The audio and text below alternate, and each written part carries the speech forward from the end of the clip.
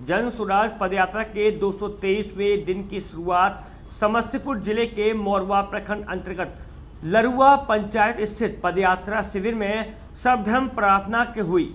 उसके बाद प्रशांत किशोर ने स्थानीय पत्रकारों के साथ संवाद भी किया। अब भी देखिए हमारी यह रिपोर्ट। देखिएगा, बीपीएससी पूरे साल में 10,000 से ज्यादा लोगों को नौकरी देने की क्षमता उनके पास है ही नहीं।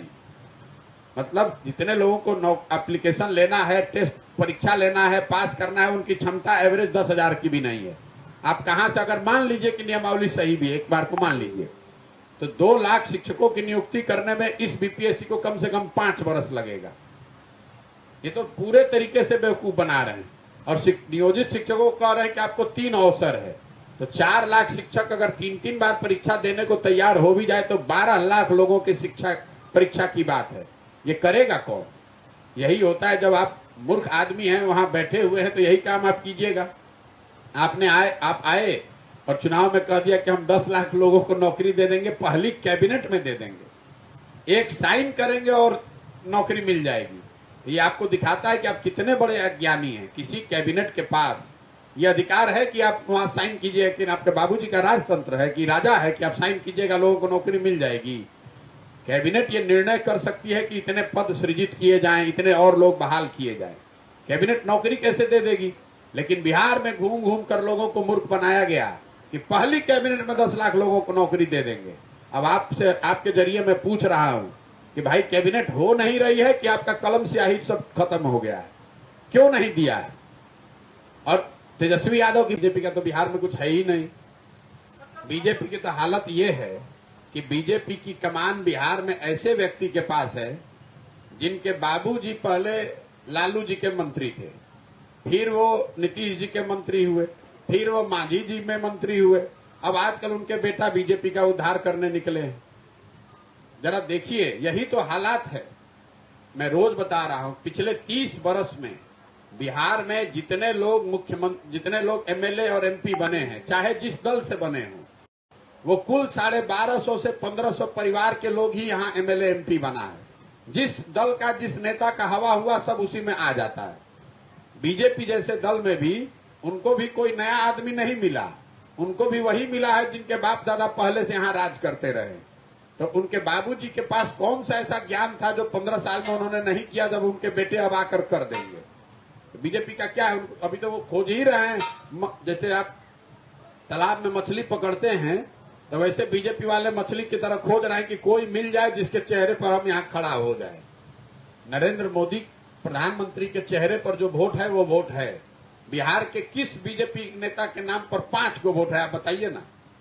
अभी जो इनसे पहले अध्यक्ष थे बीजेपी के, वो जब लड़े दूसरे दल से तो उनको 6,000 वोट आया था विधायकी में।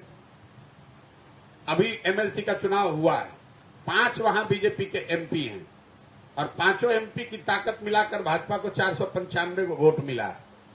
ये तो मोदी जी के चेहरा पर, हिंदुत्व के नाम पर, राम मंदिर के नाम पर हिंदू मुसलमान करके जो वोट लेते, देखिए बिहारों के और दलों के साथ में बैठकर चाय पीने से, साथ में बैठ के प्रेस वार्ता करने से विपक्षी एकता अगर होनी होती तो आज से 10 वर्ष में ये काम हो गया होता। नेताओं के आपस में मिलने से विपक्षी एकता नहीं हो सकती है। मैं उस क्षेत्र में करीब 8-10 साल तक सक्रिय तौर पर मैंने काम किया है। इसका कोई मतलब नहीं है।